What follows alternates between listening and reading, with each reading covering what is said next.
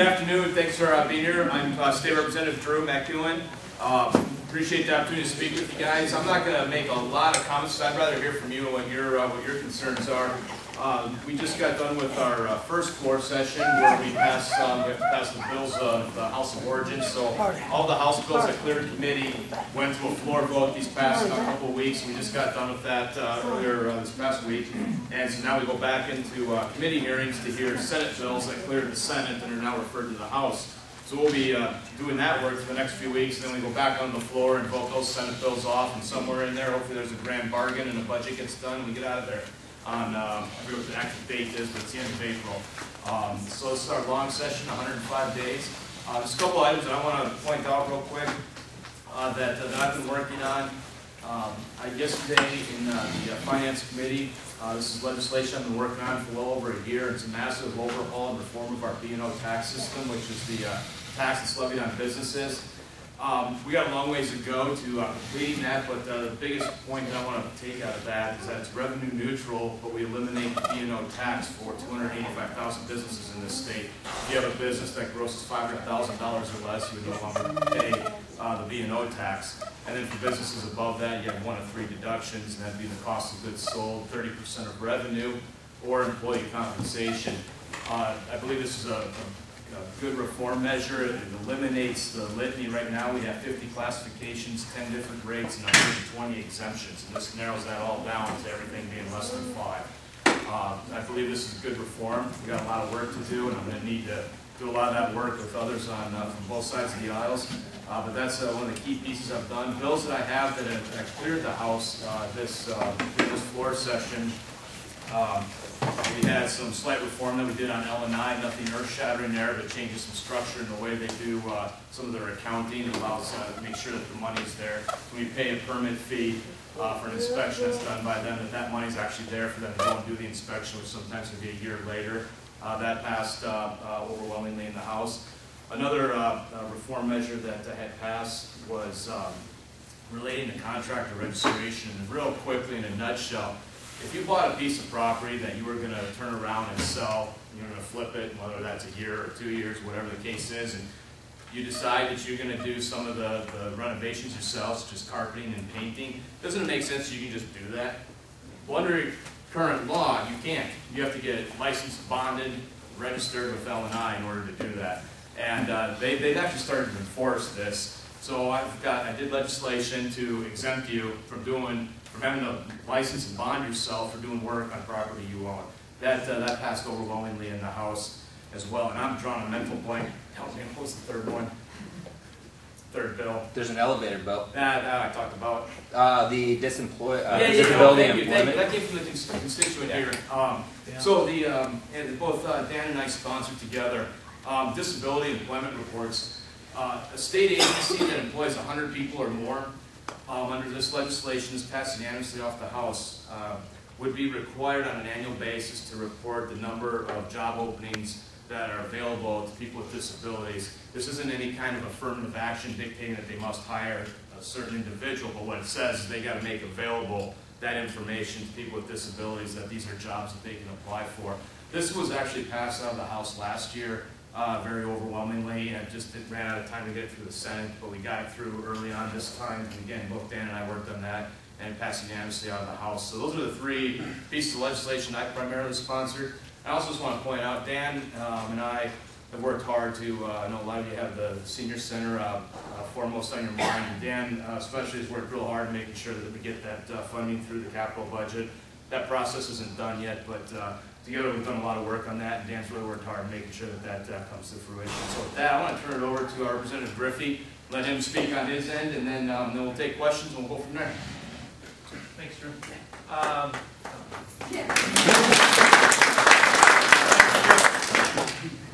Thanks all of you for coming here today.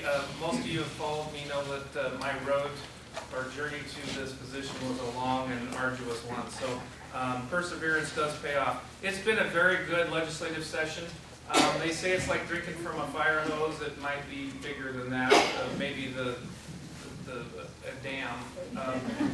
But we're really getting our sea legs under us. I'm very proud that I was able to prime sponsor 5 bills. All of them but one got hearings. If you remember right, when I was running for legislature, I said that I was going to sponsor a bill that would recognize hydroelectric power as reproducible. Drew was number 2 on that bill. We actually had a very robust hearing on that, and to be honest with you, the naysayers, the negative testimony were pretty muted this time. So I think the state's ready to re-look at that initiative, I-937, and say maybe it's time that we do at least incrementally allow our local utility districts to use hydroelectric power in their as part of their renewable resource. I primed another bill that trained the way that rural firefighters are trained, not rural firefighters, but all firefighters in the state of Washington are trained.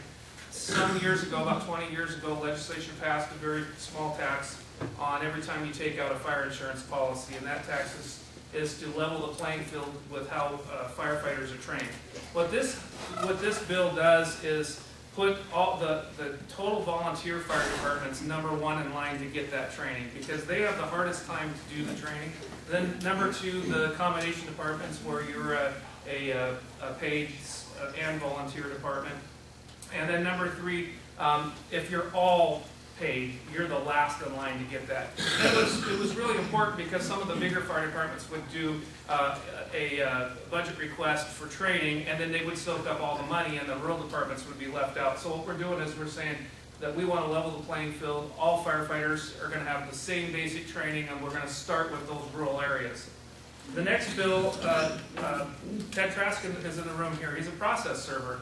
And he came to me and said, yeah, and the auditors in certain counties, the form that I fill out to register as a process server, I have to put my social security number on the front of it. Well, that is now a document that can be, under public information request, requested and delivered. And we found that some auditors were doing a good job. Our Mason County auditor is doing a great job. She would just write the social security number on the back. And that way, when she does the photocopy, there's no social security disclosure. So this bill, which passed out of the House 98-0, is going on to the Senate.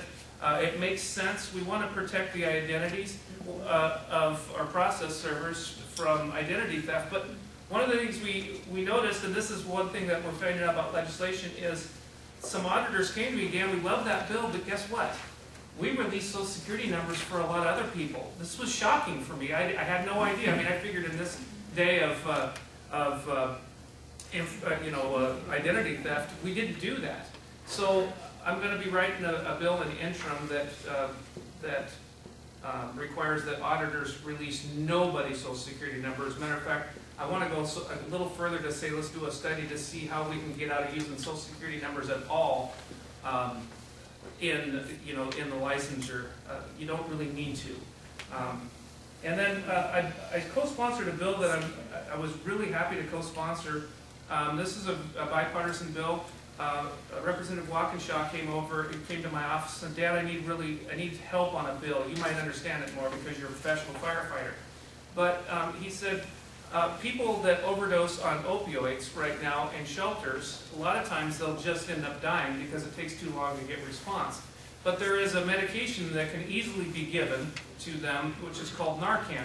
And the Narcan can be given just nasally or just an auto-injector. You know, you've seen those auto-injectors for EpiPens. And I ran over the bill, and I was very proud to co-sponsor that bill because we're going to save lives with this bill. It doesn't mandate the shelters do it, but what it says is if you're a shelter that wants to do it, you can do it.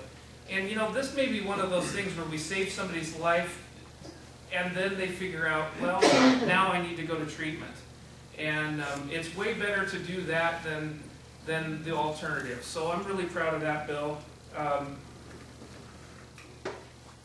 Another bill that I'm really proud of that I was a co-sponsor on is, I didn't know this either, but a lot of our special needs kids spend a long time in what they call rubber rooms as punishment. I had no idea, but when we heard the testimony, it was just a tragedy to me to think that a kid could spend up to 15 minutes. Some of the kids are spending half of their school time in a punishment room. And what we found out is just because that there's a lack of training for the teachers who are instructing those special needs children. So this bill made it out. It made it out pretty overwhelmingly. I think it's going to be signed into law, and it's really going to do some good for our special need folks. With that, I agree with Drew. I think it's time that we make sure we open it up. And one thing we both forgot, and I'll circle back. You want to say what committees you're on? oh, that's a good idea. So I'm on local government committee, public safety committee, and education. So the education committee takes care of K-12 education policy. Now this year we realigned all of the committees, and there's a K-12 policy committee, and funding happens to be in appropriations where Drew works. It used to be that you would have education policy and then education funding. So that's a change they made. Public safety is crime and punishment. What crime you do and what punishment you're going to get for doing it. So we deal with just about everything. It's very interesting committee to be on. And local government has to do with local land use issues, the GMA and those sort of things. Thank you. Yep, and then I'm on 2 committees. I'm the ranking member on general government and information technology, and that's kind of a sub-appropriations committee. We have oversight of 68 state agency budgets, and then we also deal with IT security. And then I also serve on appropriations, which is the money committee that writes the budget for the state. Measly $80 million for the next biennium. So we got a little work to do, but those are the 2 that I'm on. And with that, one request I have, we'll take any question, but don't throw a bill. These for me. Don't throw a bill number at me. What does it do? There were 3,000 bills introduced. We voted on maybe 250. Yeah, 250. So that means 1,750 of them that we never saw. So yes, sir. Yeah, this is not a question. This is a statement. When I hear the bills that you have sponsored, now I know why we voted for you.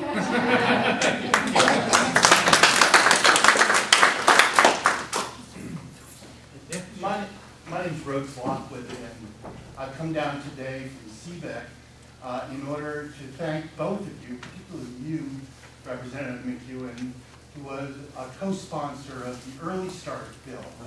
And Early Start, for those of you who don't know, it does wonderful things to support quality care and education for very young children and their families.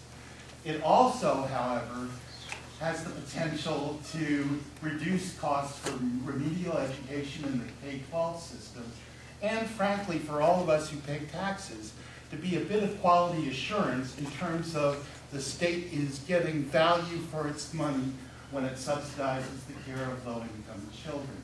So I represent the Olympic and Kitsap Peninsula's Early Learning Coalition, which is a group of people from North Mason, Kitsap, Jefferson, and Clallam counties, and they wanted to make sure that you received our deepest thanks. The other thing, though, is we moved to appropriations. So a quality rating and insurance system like Early Achievers is a wonderful thing. It really can elevate the level of quality for young children. But if the funds aren't appropriated to provide technical assistance and coaching to childcare providers so that they can meet those higher quality standards, then it becomes simply a punitive element. So please continue your good support for Early Start. It's very, very important for our families with very young children. Thank you. Well, in education, we have another bill that's addressing some of those education things, so it's kind of a companion bill. So I think it might help get to where you want to get to. So thank you. I just point out to our sheriff has been a huge supporter of that, and in fact, I think they had every sheriff in the state on board. And police chief. Yeah, and there's it costs money. There's no denying that, but I think one of the things you look at is the long-term fiscal impact. It's actually, I believe, in the long term pays for itself. There are concerns in in the legislature, and there were members on both parties that voted against it. There are concerns about some of the things that it does and doesn't do, but I think we continue to move the ball forward. It's now in the hands of the Senate, and we'll go from there. Bardine? Yeah, I sent you both a letter about the incompetence of the Department of Transportation between the theft of fares at the ferry terminals down to the tunnel in Seattle, and I'm just wondering how it's going. Are you able to redo the Transportation Department so it becomes a functioning department instead of incompetence?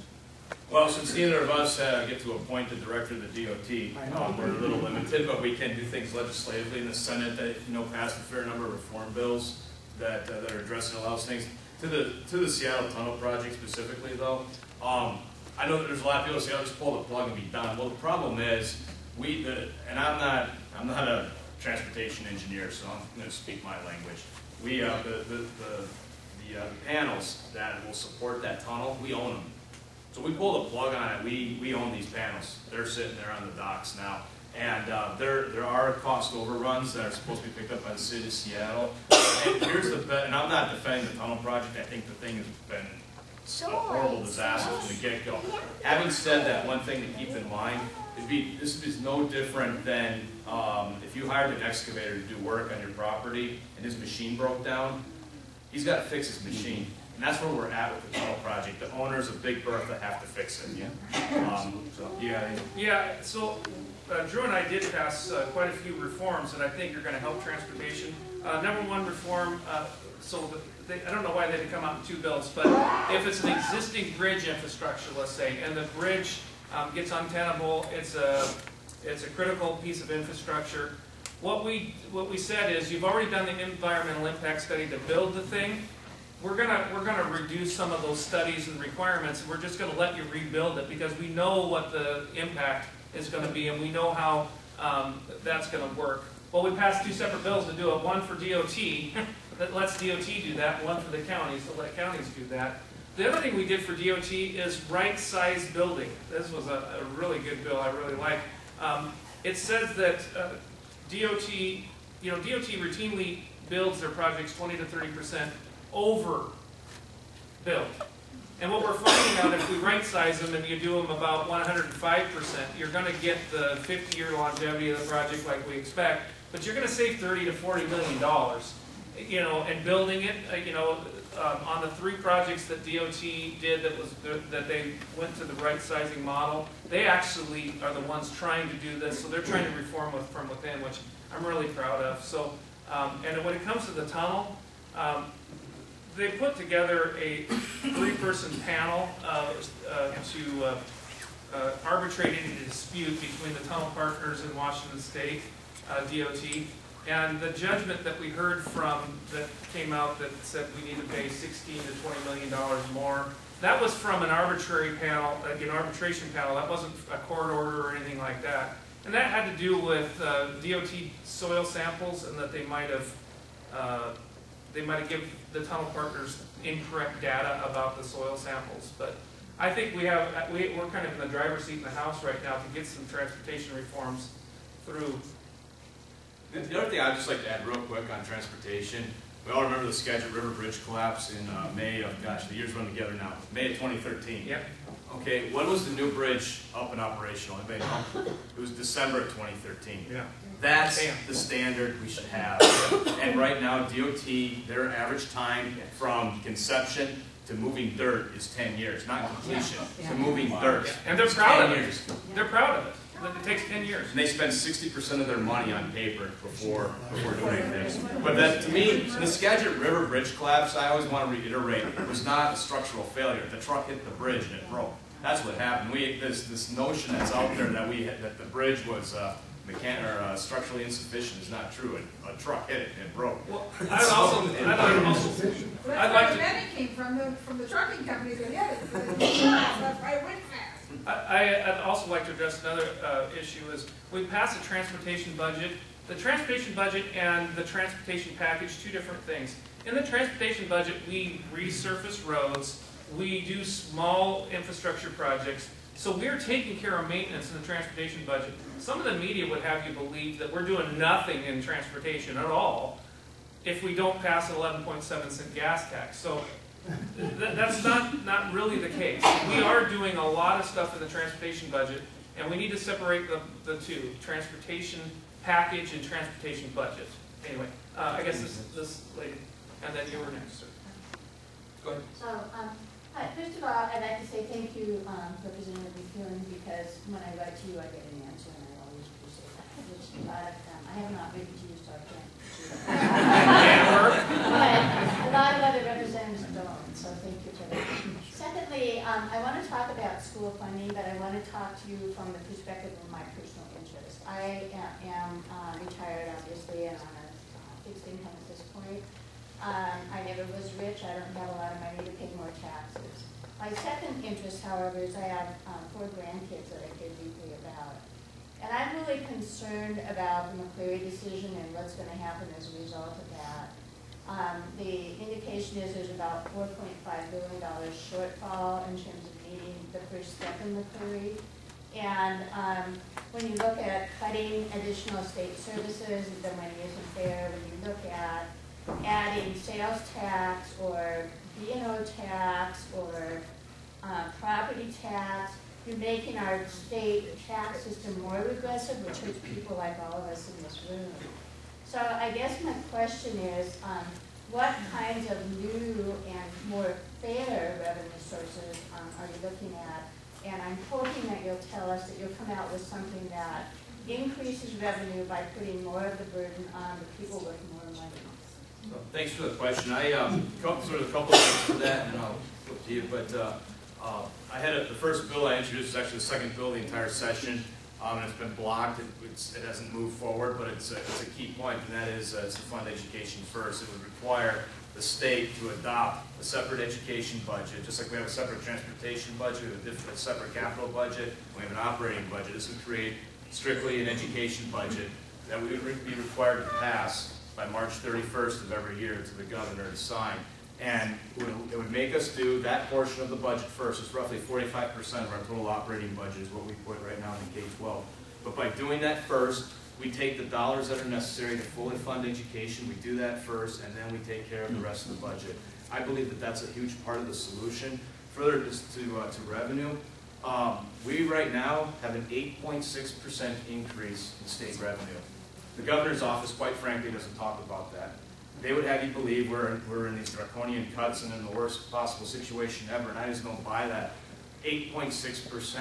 We have a projected revenue in the next biennium of over $80 billion, the largest revenue this state has ever had in state history. Well above pre-recession levels. Yep. Those are just facts. I reject the notion that we have to go into session and say we're going to raise taxes. I reject that. I say we go in and we figure out, we roll our sleeves and we do the hard work and find the solutions. We fund education first. We allocate the dollars we need to education. It is our paramount duty. And we do that first. And then we tackle the rest of the budget.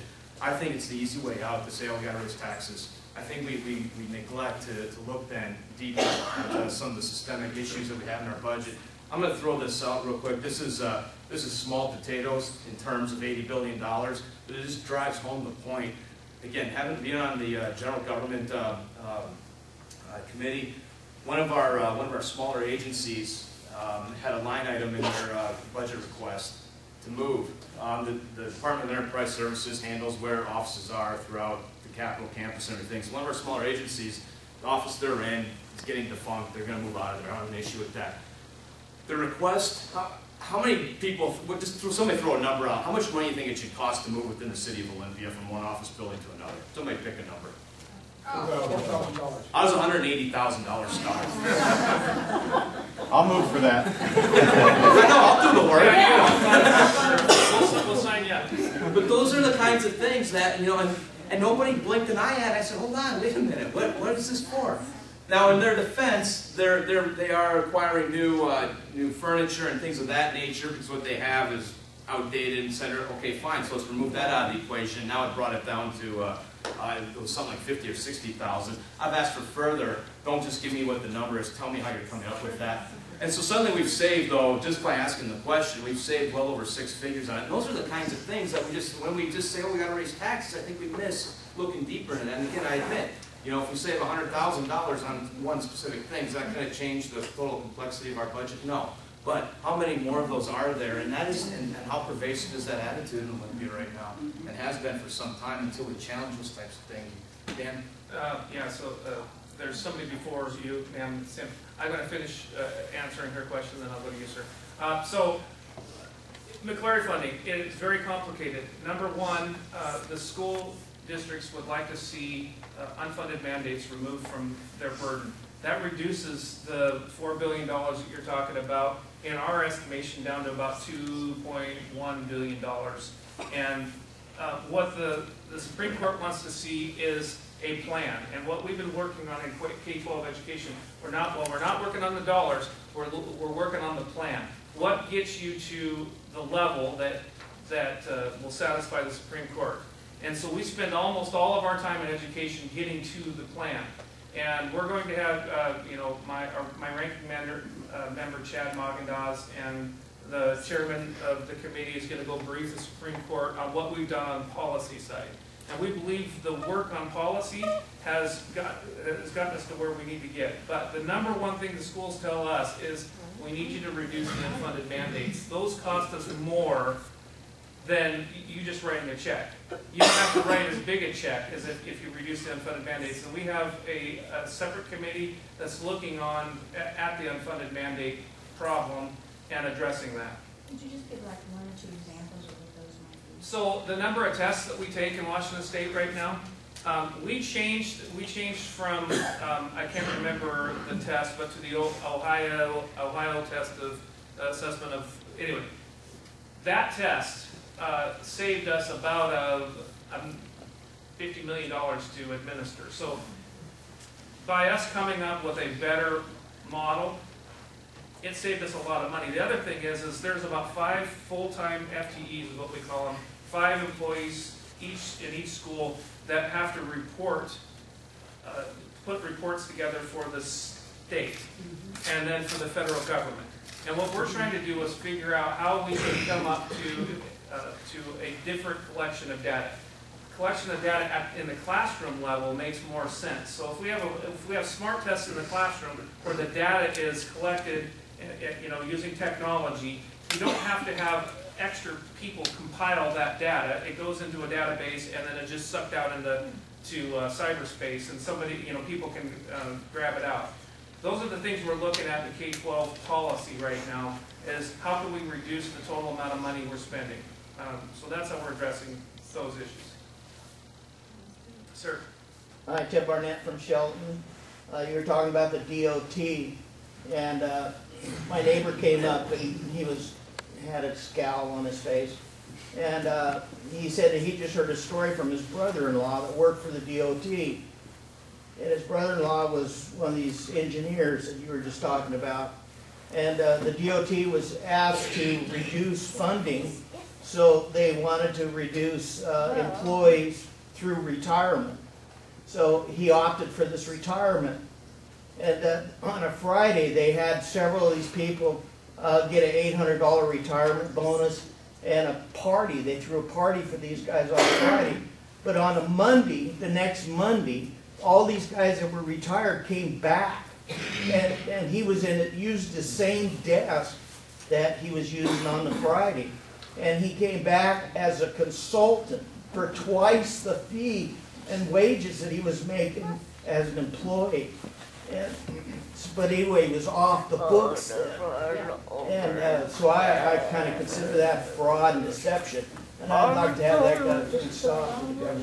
My office, we're in the process of requesting a process audit from the state auditor, DOT. Another consultant here, that we've been working with, former employee of DOT, and they inspect their own projects and sign off on them. And so they've been, what he's alleging is that corners have been cut. And again, I'm not a transportation guru, but let's say that the project called for a certain coaxial cable on a sign with a light, and they used a sub-grade one, and they bury it and then sign off on it, and that way they can say they're ahead of budget on time, those types of things. And so we're in the process, we're drafting some things right now to the state auditor to request a process audit, not a financial audit, because that's really the legislature's job, but a process audit on the DOT.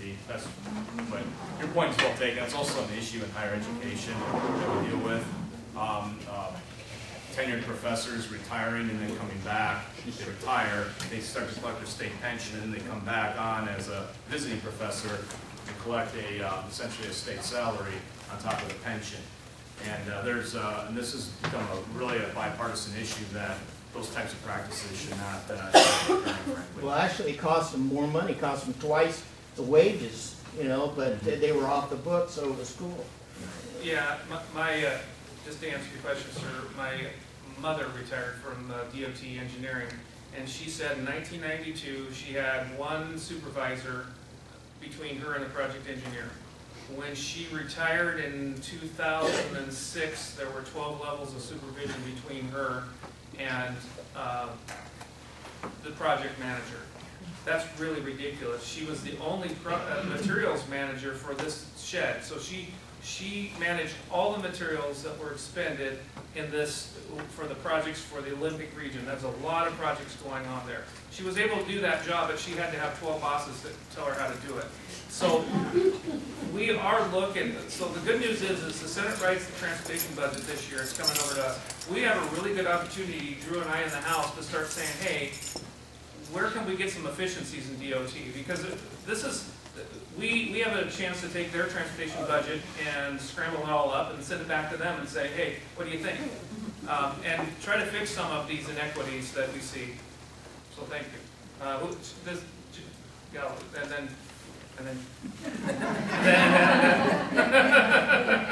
So I'd like to speak about the DOT situation for just a second, and this is really kind of an aside, but we live on Jensen Road, which is beautiful. It's not a through street. We moved in there 10.5 years ago. My name is Diana Burke, by the way. And last year they repaved it, and it didn't need repaving. So I was rather irritated because those are my tax dollars.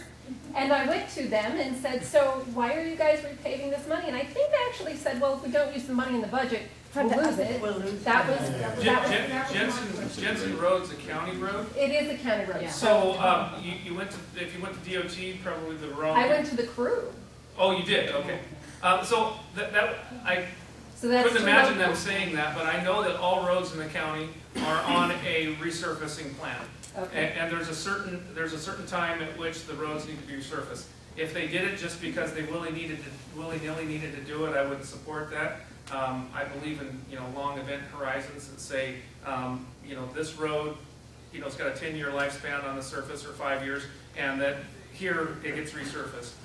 It's smarter to do it that way, and what it does is it makes sure you keep your eye on the financial ball all the time. Okay. So the real issue that I had, the real issue that I'm standing for is I want to say thank you to Representative Griffey and to Amber. I actually requested that Representative Griffey co-sponsor that bill regarding restraint and isolation for special needs children. I've witnessed what that looks like with special needs children. Fortunately, up until last year in this district, that wasn't something that they went to until it got remodified.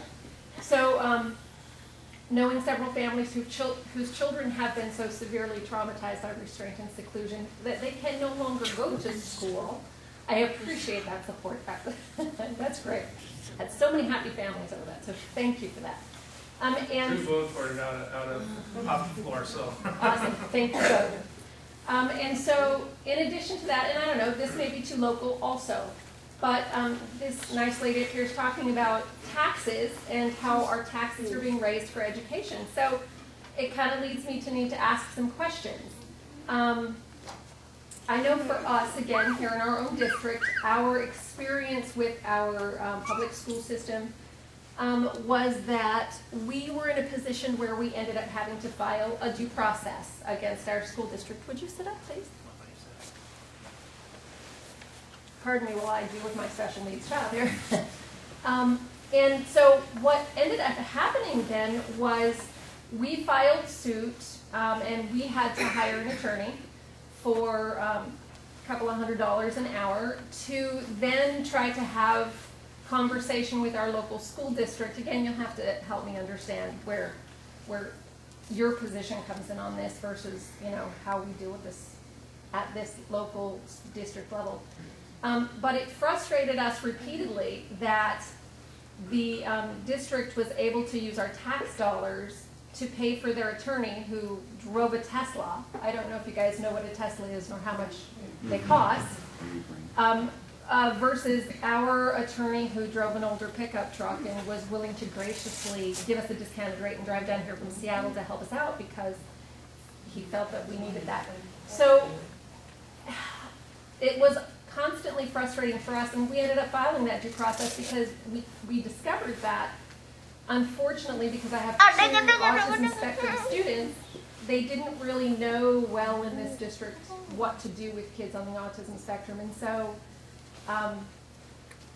changing of the guards happened, which has been happening a lot lately in a lot of areas. And so people who had listened to reason and were willing to develop programs were gone.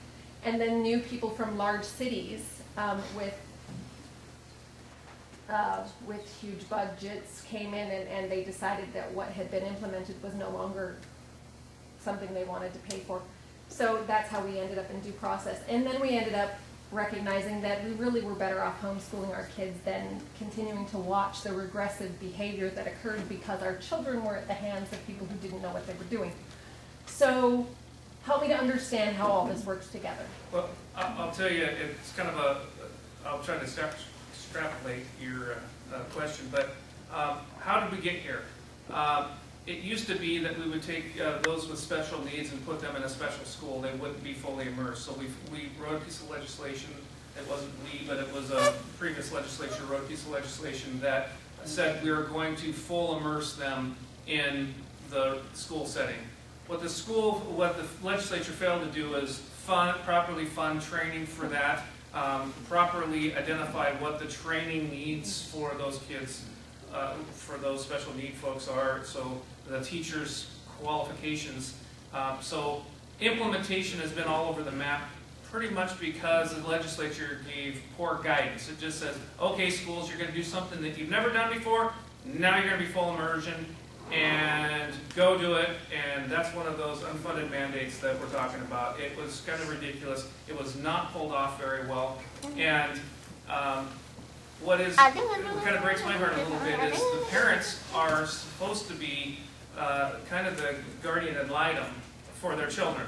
So the parents are supposed to be these big advocates. And so instead of the school being the advocate for their children being taken care of, the teacher, not teachers, but the parents have to go in there and have to be the advocate.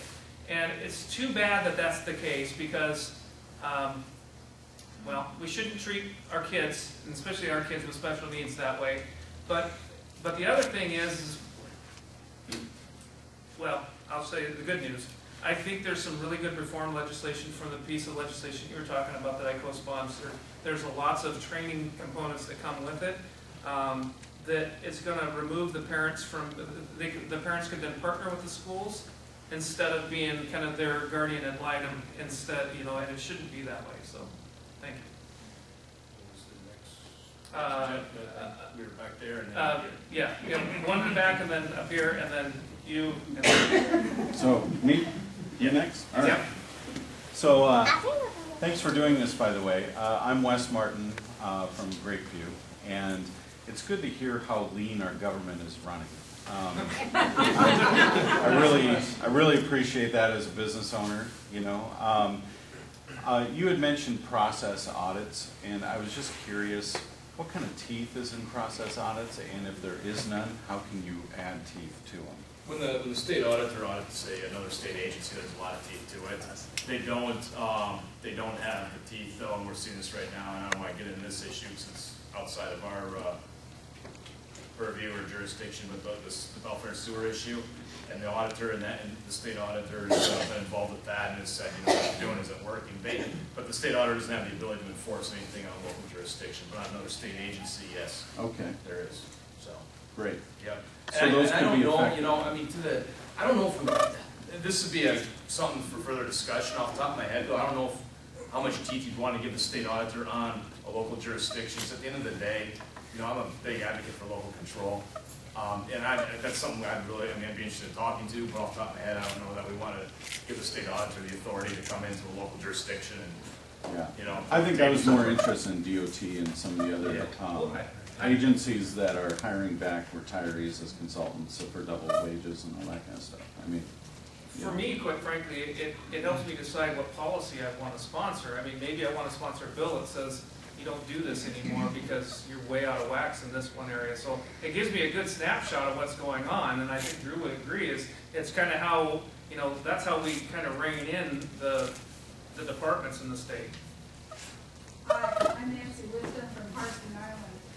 And a lot like the woman back there was saying on the expenses on budgets. A couple years ago, I was driving home and they were putting in those reflectors down the road. At the end of the year, in December, I go, why are you doing this? Well, it's the end of the year. If I don't spend it now, we lose the budget. And I know that's how it works a lot. You guys, these people in these departments, they say, I need this much money for the year. And if they don't spend it all, they're afraid that the next year, they'll cut it. So you didn't need it all. Is there a way of giving these guys some type of incentive, saying, well, if you do save some of this budget, we're not going to cut you next year. We'll let you still have the same, or if you think more, we'll still consider that, because we know you're not going to spend it if you don't have it. And I know that's happened over, and it's not just the government, it's anybody. If they get a budget, they think they should spend it, just because it's there. If not, I'm a big believer we should go to a zero-based budgeting system when we don't have that in the state. Yeah. The other issue we have in the state, and pick your agency or whatever, and they have a budget one year for, make this math easy, for $100. They then submit a request the next year for $110. We give them 105, and they say they got cut 5. Yeah. You know, that's the typical mentality. why do they spend it all? I mean, They don't. is there a way of giving them a benefit of some kind, or something, an incentive? Not to spend their entire budget if they don't need to, if they get a discount someplace. I'm not kidding you, I knew this guy that was used to living on budgets, and we gave him a budget, it's in a church, gave him a budget for his youth group. At the end of the year, he had money left over, so instead of not spending it, he threw a big, huge party and told him to buy the expensive stuff because we got this much money left over. Because that's his mentality. Well, what Drew brought up, zero-based budgeting, if he and I could bring that discipline to all the state agencies, basically mandating it, it would close that loophole. They don't need incentives they don't need incentives to do well. We need to hire good people to manage it. This is your budget. You don't need an incentive not to do a good job with your budget. I mean, you really don't. I mean, no, you shouldn't. We need to elect good, or not elect, appoint good people to be department managers and manage the budget well. And what you're saying is zero-based budgeting is where we have to start. That'd be great. I think, but a little bit to the incentive side, and I don't remember the numbers on this exactly. When I was in the Navy, remember Admiral Borda came out with this program, and it had a huge success. And I don't know if the Navy still does it or not, but it was an incentive program. If you found, I was a submariner, if you found a way to cut a cost, you actually got a percentage of the cost savings. Yeah. So I mean, take an enlisted guy, you know, in those days making 20 grand a year, and you find $1 million savings. You know, and I don't remember what the percentage was, if it was 5% or something. It was a big chunk, and I think we should empower our state employees the same way, from the rank and file on up, that, hey, if you find a cost savings that's permanent, let's give them a percentage of that, and let's encourage that innovation. $150,000 to move a building. Furniture shouldn't have cost $100,000. I'm a really big fan of planning, and what planning does, you plan needs and wants. And if you have a budget and you're looking at this long calendar of needs, and you find out that, well, I've saved some money, well, I know I have the discipline to say, well, it's going to be put into the next project on the list, instead of just wasting the money. Exactly. Yeah, well, that's the way to do it. Sir, you're next. I'm Howard Spear from Shelton. I'm concerned about how we can protect the freedom of conscience, freedom of speech, and freedom of assembly in our state. And you're aware that our Attorney General has sued Baronel Stutzman of Arlene's Flowers for not serving a same-sex wedding. I understand these people were longtime friends of hers, and she would do most anything for them, except that she, because of her conscience, did not believe that she could participate in this ceremony, which we could call a pagan ceremony. And so I'm wondering if you're in agreement or disagreement with the Attorney General in suing her, and if you can see some ways that are going to help protect freedom of conscience, freedom of speech, and freedom of assembly in our state. Yes. Good. Yeah, so, very good question. So, several parts to that question. What are we doing about it? Amber, my legislative assistant, and I drafted a letter to Bob Ferguson to reconsider his decision, so that's number one we've done. Number two, where did it come from? the legislature passed a piece of legislation specifically allowing this to happen about 2.5, 3 years ago. I can't remember when they did it, but it's a while ago. So they specifically passed a piece of legislation for this. So the Attorney General is following Washington State law that Washington State legislature actually passed. I think a business owner's ability to refuse service should be protected. And I think that it's for anything. If I owned a business and I wanted to be open, honest to everyone, and another business wanted to say no, I wanted to have a choice, I think that business should have the choice. Number 3, what can happen is we can reverse that piece of legislation, but it's going to take a vote of the State House, and we're looking into currently in our office to see if we can come up with a piece of legislation that we can pass. So that's what we're doing. I certainly support the freedom of religion expression on that. We saw this too, and this bill died, but the bill numbers I remember, but House Bill 2009, which dealt with vaccinations, and it would have removed the personal choice to not have it done, and whatever you think, that's not the point. The point is that you should have that choice, and that's for each individual to decide, but I'm glad that bill died. But we see this assault continue in a number of areas, and I think that the freedom of religion is huge, and I think you need to be able to have that. So that's where I'm at on it. We'll keep working on those issues and defending that. Thank you for working on our behalf. Absolutely. Thank you. And then, oh, sorry, we missed you, ma'am. You'll be next. Sorry. Drew and Dan, my name is Tim Bretz. I live in Olympia on Rainier Road. My wife Michelle. I'm here today to ask you for your support of 5052 Cannabis and Medical Marijuana Protection Act 2136, which is going to appropriations, I believe, soon, next week. We are the unfortunate neighbors of a medical marijuana dispensary, co-op garden, that moved in next door. We have 5 acres. They moved in 5 acres next to us. And John and Lori Cup are the neighbors on the other side of the fence. I could go on for too much time, but I want to abbreviate what we've had to deal with since October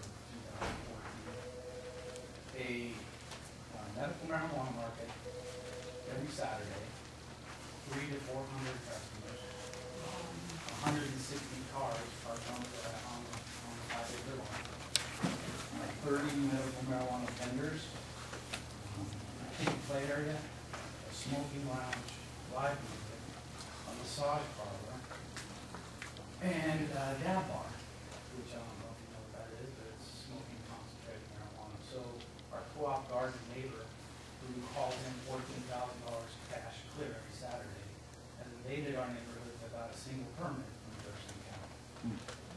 We are here to ask you for your support of those 2 bills to rein in the problem with invaded our neighborhood.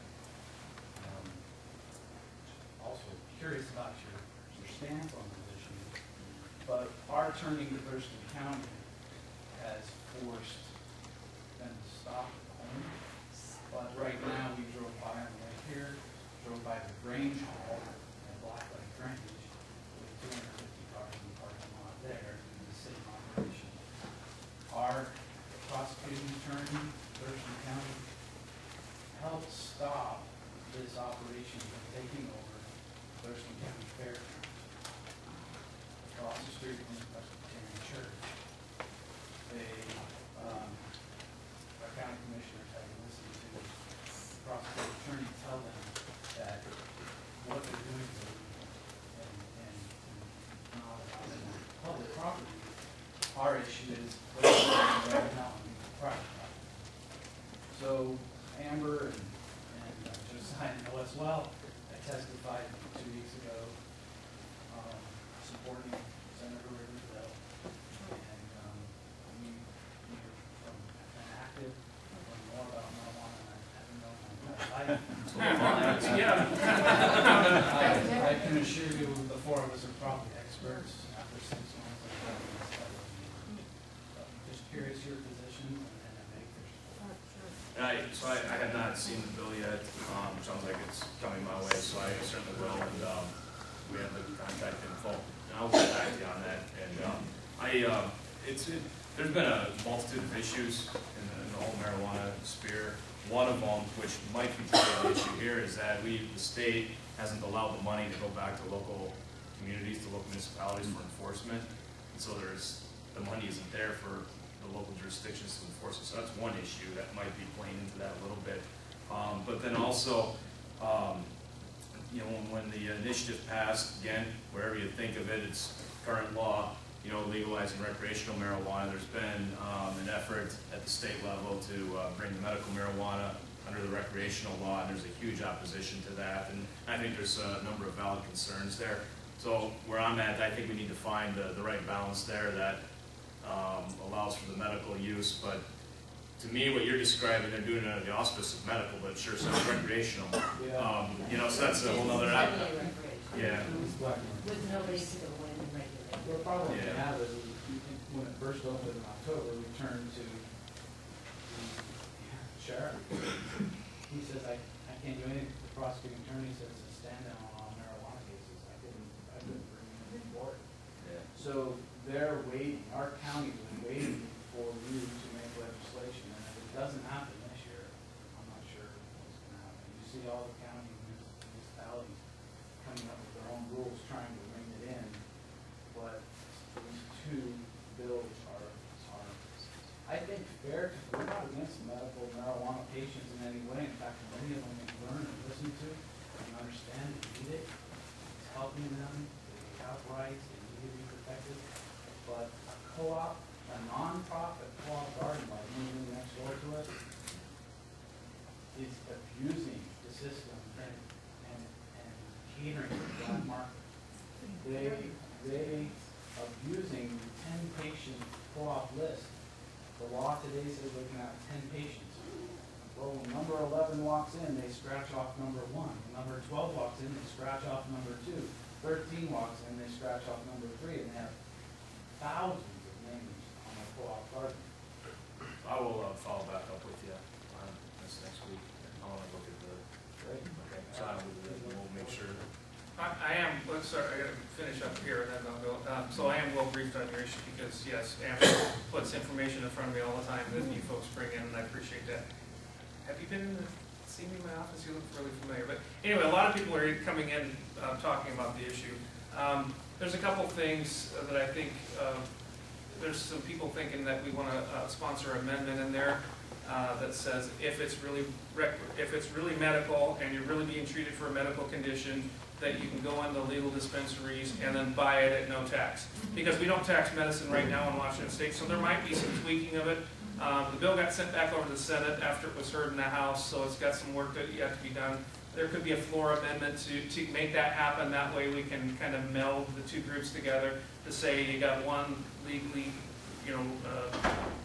registered business that's selling it, but because it's medicine and you have a card, you can buy it as medicine and it's non-tax. So those are the things we're working on. You never know when you ask. It's a loaded question to ask us, are you going to support the bill? You never know what it's going to look like. I mean, because it can change 52 times before I actually get a chance to vote on the floor. So in concept, I'm there. I just don't know what it's going to look like. So I support your position. My heart goes out to you because I read about it almost every day because Amber puts it right in front of me. So you guys are doing a good job lobbying for your condition. We're going to have to cut off after one more, or round it up. Oh, we have till 3:30, right? We were going to do a meet and greet afterwards, but if you just want to cancel the... I think we had a number of questions still to go. All right.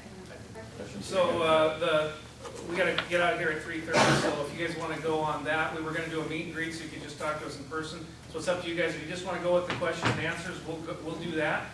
Questions. So let's keep doing that. My name is Ann Ritchie, and I live in Bremerton. I don't know why I'm in this district, but anyway. I hope education gets some money from the sale of marijuana. But anyway, I just feel like I'm a retired special education preschool teacher, and I really feel for you. But I think that too much money goes into suing. There should be arbitration or something else. I lost my speech therapist for a whole quarter because she was in court trying to defend what the district was doing, you know, and so my kids didn't get, you know, the treatment they should have gotten. So I don't know what the answer is, but I think that somehow all of the suing should be avoided and there should be some kind of arbitration, you know, because the kids are the ones that are important. Anyway. I agree. I think it's a very valid statement. I agree with you. I think you made a good point. If we could reduce half of the suits in Washington State, we could probably save $1 billion. Yeah. So, yeah. Next question.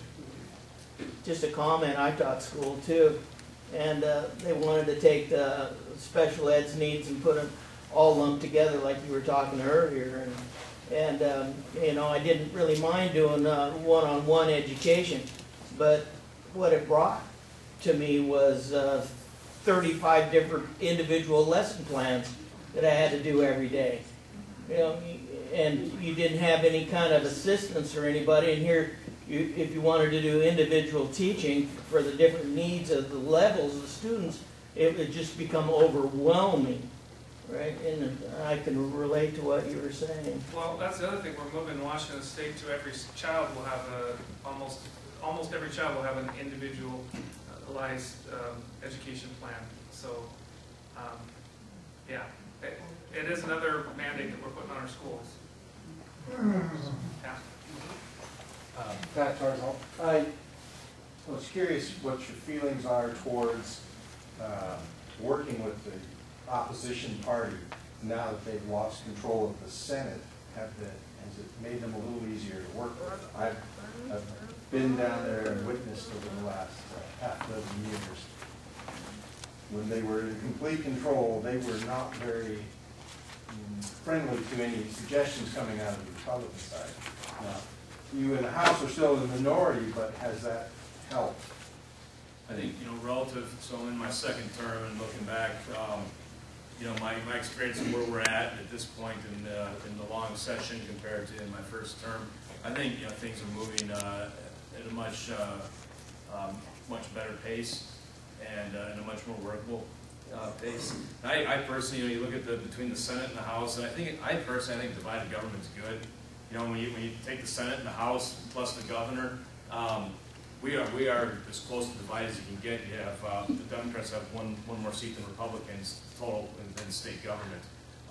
So nobody, and I'm a firm believer that neither party has a capitalization on the best ideas. You know, we've got to take the best from both sides and bring things together. So just from my viewpoint in comparing to my first term, yeah, I do think things are better than they were during my first year.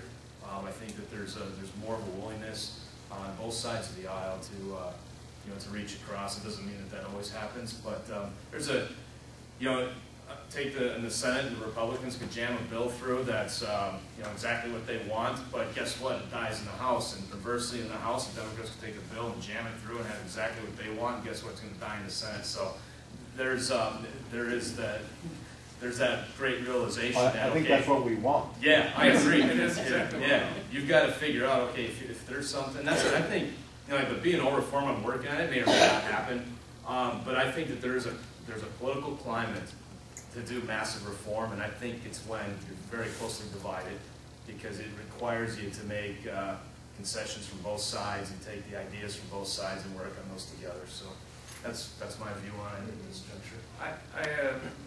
My statement on that is, since it's my first year here, I don't have any good frame of reference. However, I sat in the gallery with you, Pat, several times and watched things just go down and a glorious fight on the other side.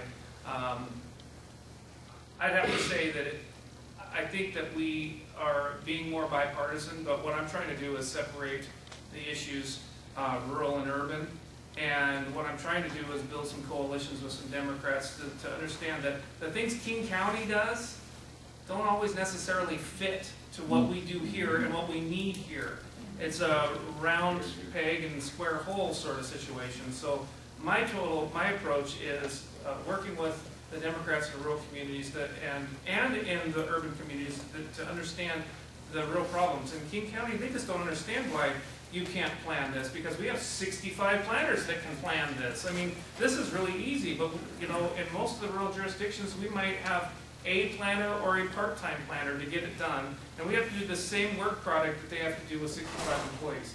So I'm working on education and educating the folks in King County, and say to the Democrats in the rural communities, you know, we got to work together, and we got to understand that the rural community is completely different than King County, and I think we are making a lot of headway in the House.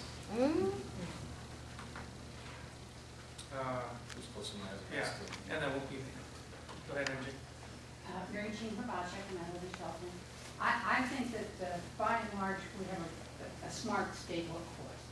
I think that they know where all of the excess and waste is. I think that without whistleblower protection for those people, nothing's going to change. And I think that that's, you know, when you see somebody who has 12 layers of administrative, to a certain extent, some of us citizens think that state government is a jobs program.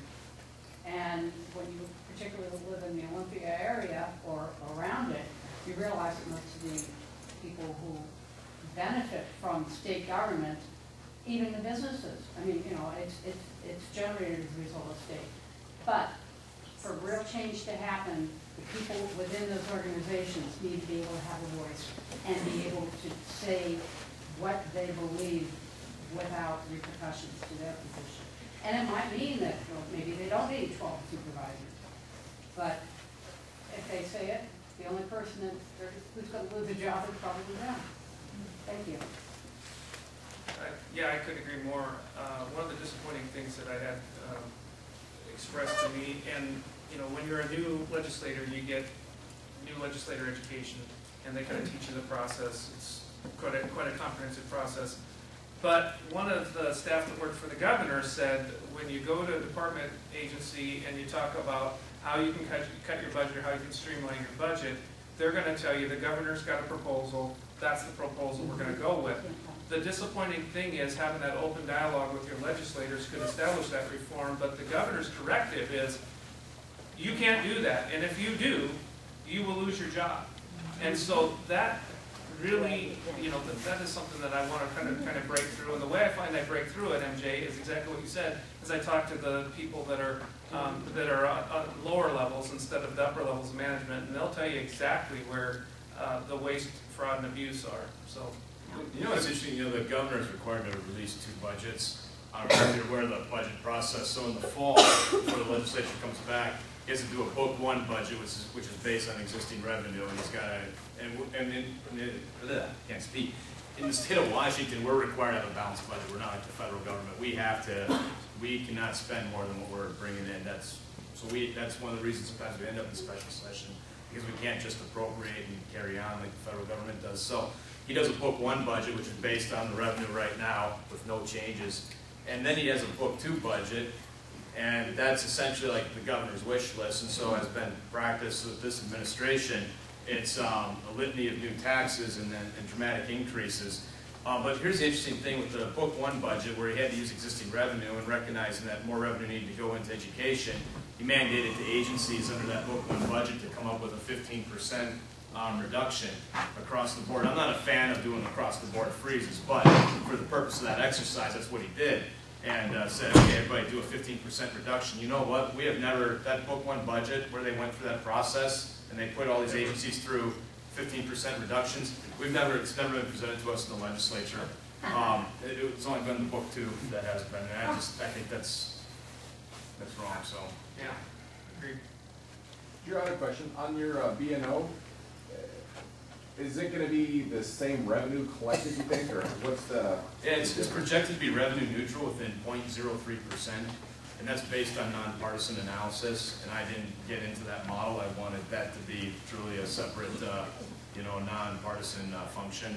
So it's within 0.03%, because the reason that there's a variance there is because we don't, it's impossible to say what every industry, much less what every business can take as a cost of goods or employee compensation. So we're just using what is publicly available data, or I should say OPR, which is our Office of Program Research, which is the nonpartisan part of the legislature, put that model together. So yes, it is, and it's exempting, so on that bill, it exempts $500,000 in gross revenue. You don't pay a B&O tax.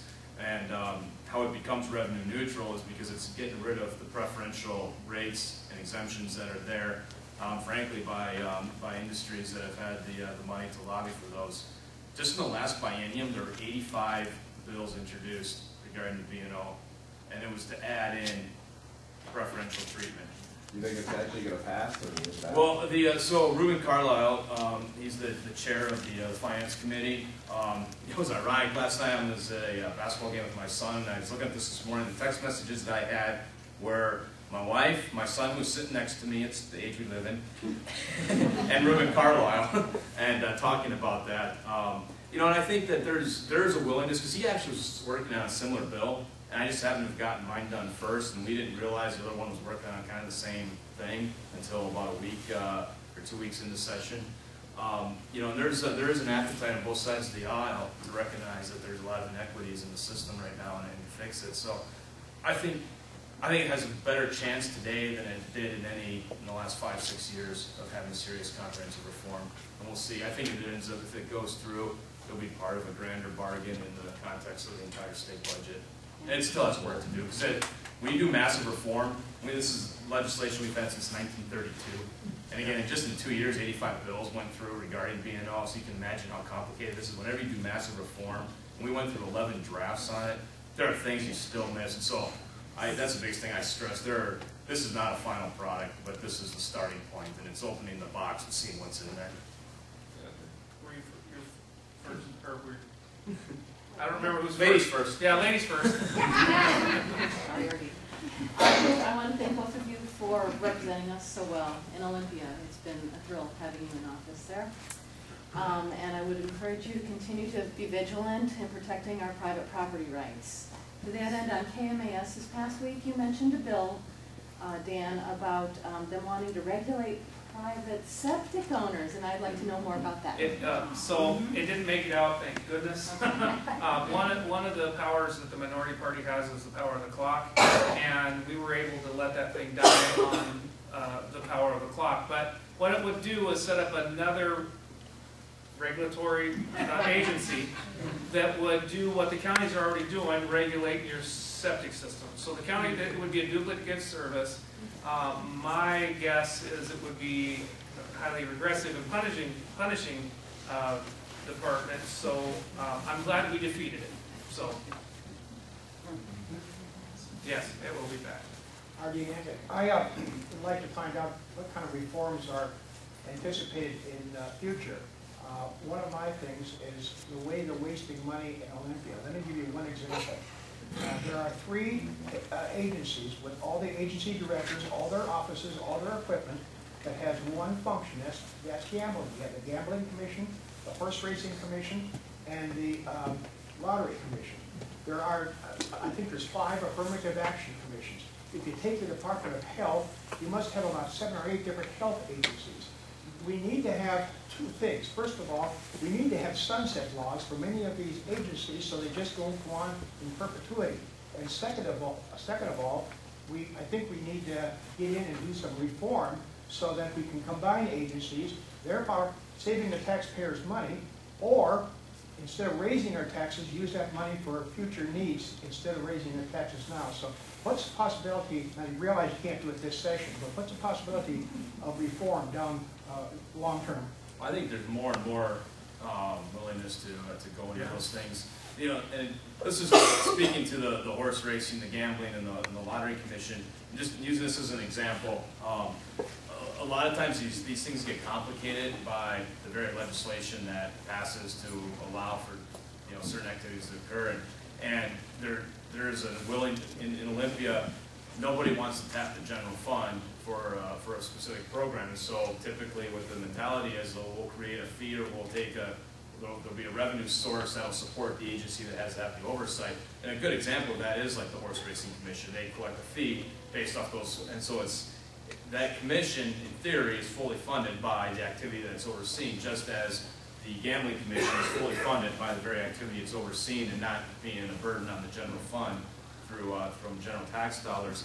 And so statutorily, and again, I'm not saying this is right, I'm just telling you how the lay of the land is. Statutorily, it's tough to just, well, it makes sense to you and me that why doesn't that just get regulated by the Gambling Commission? Statutorily, it's tough to do, and that's what I'm finding with doing any reform.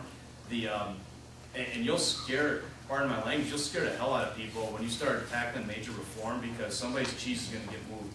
Yeah. And that's, but you've got to have the courage to go forward. And I mean, on the B&O reform, frankly, I mean, I'm getting arrows shot at me from both sides, which means I'm probably onto something. But we have to have that courage, the political courage to do that. And again, I think when government is like it is right now, I think it's the time to do that because you can get allies on both sides and tackle some of those things. So, now I know you sent me some of that information. It is amazing, some of the redundancy we have. It doesn't always make sense, though, to collapse some of them, but some of them I certainly would agree it does. Well, how about the sunset law? Yeah, no, I think that's fantastic, and we do. We have probably 4 laws that we saw this year, bills that we saw this year that sunsetted. So we're starting to see more sunset provisions. I think Drew and I would probably, I don't want to speak for him, but I think you would say yes. We want to see more sunset provisions in the legislation. Part of the sunset isn't retroactive, though, to a lot of those previous programs. So we're sunsetting things going forward, but we've got to go back and look at what's been done over the last number of years. Like Redwar established a brand new early learning agency within the state government instead of putting it in an existing education area. I just don't understand the thinking in the executive level and perhaps the other levels, why a new agency has to be built each time instead of, now I realize we had a disaster when we combined social and health services, but just because we had that one disaster shouldn't mean that we can't combine agencies. And I'm not talking about current agencies, I'm talking about brand new agencies should be incorporated into existing agencies where they fit. And early learning has to fit someplace in the education department. Yeah, I couldn't agree with you more. Behind you, sir, first, and then. So you guys have talked about how we're fairly well split right now in Washington with our representatives and Republican, Democratic, and so on. And so I want to speak to that, and then I have a request for you. But by the way, I do want to say I've had an education the last 5 weeks in government. I thought I understood it better than I clearly understand it. And Josiah and Amber have been amazing, as well as several dozen other aides for our elected officials. And I appreciate that because it's been really confusing. So I have actively lobbied against House Bill 2009, which removes our right to choose medical treatment for our kids, which is kind of frightening, and most people didn't know it existed. And so I stretched myself and went beyond my usual Republican choices and started communicating with folks that I would not have otherwise voted on, and I appreciated a lot of the responses that I got. A lot of the responses were responses that were uninformed about this particular bill. Uninformed because they expected the exemptions that were left to be adequate, when in fact they were rather restrictive, taking away our religious freedom and taking away our medical choices. And so it was really refreshing for us when we started, me and 1,500 other parents, when we started lobbying regarding 2009. It was nice. It has been nice to see those who were firmly for it and some of the supporters actually come out against it, which showed me that doing the work and presenting the truth has been very effective. So I appreciate that. I'm currently and going to continue to be much more involved than I was.